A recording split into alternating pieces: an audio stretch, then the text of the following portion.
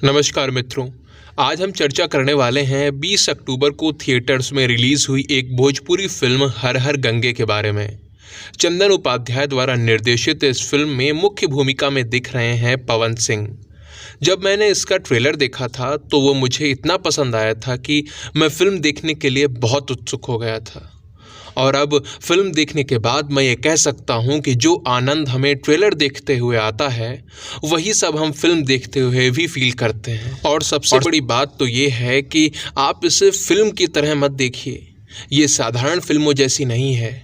ये इतने महत्वपूर्ण विषय पर बनी हुई फिल्म है कि इसके निर्माता, निर्देशक और अभिनेता प्रशंसा के पात्र हैं। उन्होंने इस फिल्म के माध्यम से हमारी पतित पावनी नदियों के साथ हो रहे अन्याय पर जन जागृति लाने का प्रयास किया है। मित्रों, इस बात को कोई नकार नहीं सकता कि हमारी जीवनदायिनी नदियां आज मृतप्राय हो गई हैं। हिमालय की गोद से निकलते ही यमुना और गंगा जैसी अत्यंत महत्वपूर्ण और अति पवित्र नदियों का जल दूषित होना आरंभ हो जाता है। कहीं शहर भर का मलमूत्र नालों के माध्यम से बिना ट्रीट किए सीधे इनमें छोड़ दिया जाता है, तो कहीं चमड़ा उद्योग सहित अन्य बड़े बड़े कारखानों का गंदा और विषैला पानी ऐसे ही नदियों में बहा दिया जाता है।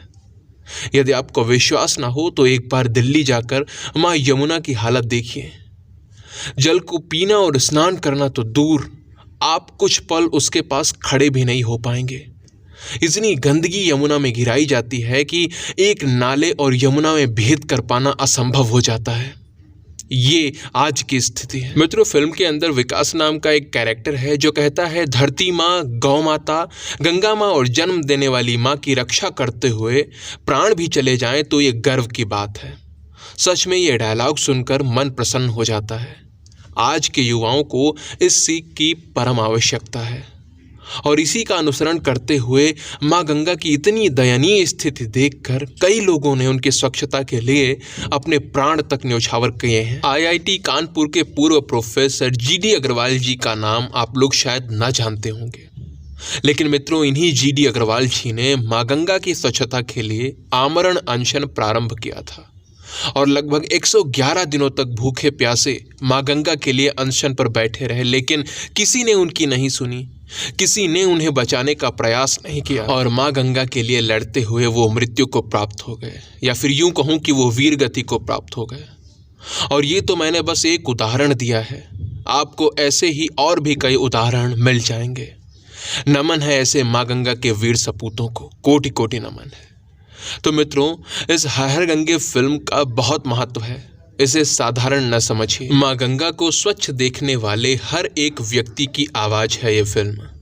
और इसका वो डायलॉग कि कैसे एक आतंकवादी की फांसी रुकवाने के लिए देश की अदालतें रात के 12 बजे भी खुल जाती हैं, लेकिन महत्वपूर्ण फैसलों के लिए वर्षों बीत जाते हैं पर न्याय नहीं। ये भी बहुत कुछ कहता है। इसके बारे में मैंने ट्रेलर में भी चर्चा की थी और ऐसा कह पाना, ऐसा दिखा पाना साहस का कार्य है।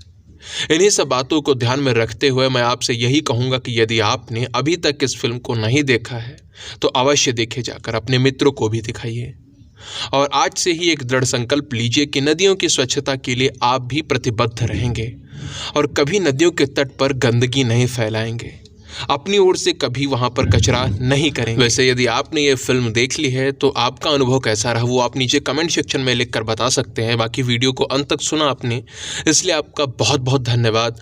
जय जय सिया राम, जय माँ भारती।